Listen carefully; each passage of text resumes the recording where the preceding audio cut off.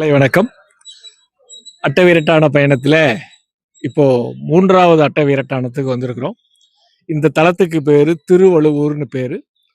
இந்த வழுவூர் ஆனது வைப்பு தலமாக இருக்கிறது. யாராலும் பாடல் பெறல. இருந்தாலும் அட்டவீரட்டானம் என்கிற முறையிலே இது ஒரு சிறப்பான தலமாக அமைஞ்சிருக்கு. இங்க அந்த விசேஷ மூர்த்தியாக எல்லா வீரட்டானத்திலையும் இருக்கக்கூடிய ஒரு விசேஷ மூர்த்தியாக கஜசம்ஹார மூர்த்தி இங்க இருக்கிறார். அதாவது சிவன் முனிவர்கள் சிவனை நோக்கி தவம் இருக்கிறாங்க. அவருக்கு ஒரு வரம் கொடுக்குறாரு.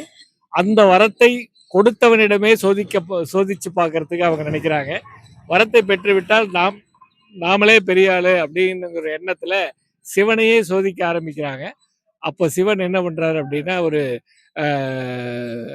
அவங்க எல்லாம் சேர்ந்து ஒரு யானையை அனுப்பி அதன் மூலமாக சிவனை அவருடைய செயலை பார்க்கணும் அப்படின்னு நினைக்கிறாங்க. அந்த யானையை வதம் செய்த இடம்தான் இந்த வழுவூர். மிக பிரமாதமான மூர்த்தியாக இருப்பாரு.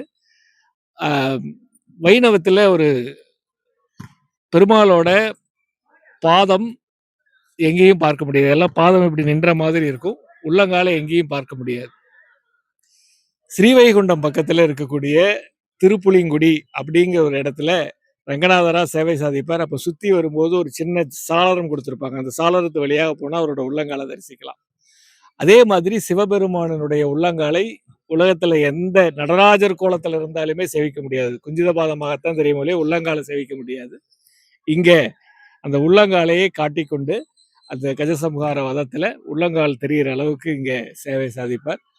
அவருடைய அந்த ஆக்ரோஷமான நிலையை பார்த்து அம்பாலே பயந்துக்குவாங்க. அம்பாலே பயந்து இப்படி ஒரு நம்ம சிவபெருமானா இது அப்படிங்கிற மாதிரி அவங்க நகர்ந்து நிற்பாங்க. முருகன் அதை விட பயந்து முருகன் அவர் அடையாளம் காட்டுவார். இல்லை அப்பா அதான் அப்படின்னு சொல்லி அடையாளம் காட்டுவார். இது ஒரு அற்புதமான சிற்பமாக அந்த கஜசம்ஹார மூர்த்தி இங்க இருக்கும். இந்த மாதிரியான கஜசம்ஹார மூர்த்தியை நம்ம வேற எங்கேயும் பார்க்க முடியாது. சேவிப்போம். அதே மாதிரி அந்த கோபத்தை அடக்குவதற்காக மகாவிஷ்ணு மறுபடியும் மோகினி அவதாரம் எடுக்கிறாரு. அந்த மோகினி அவதாரம் எடுத்து இங்குதான் தர்மசாஸ்தா தோன்றியதாக ஒரு வரலாறும் உண்டு. அதற்கான ஆலயம் பின்பகுதியில ஒரு அய்யனார் ஆலயமாக இருக்குது அப்படின்னு சொல்றாங்க. நாம் இது வரைக்கும் போனதில்லை. இந்த ஆலயமே தர்மசாஸ்தாவாகிய ஐயப்பன் தோன்றுவதற்கும் காரணமாக இருந்தது என்று சொல்கிறார்கள். 6 மணி 7 மணிக்கு மேலதான் நம்ம நார்மலா இங்க வருவோம். இன்னைக்கு கொஞ்சம் நல்ல வெளிச்சம் இருக்கும் போதே வந்துட்டோம். நாட்டியாஞ்சலி 8 மணி ஆகும். அந்த நேரத்துக்கு ஆரம்பிப்பாங்க. சுவாமி தரிசனம் பண்ணுவோம்.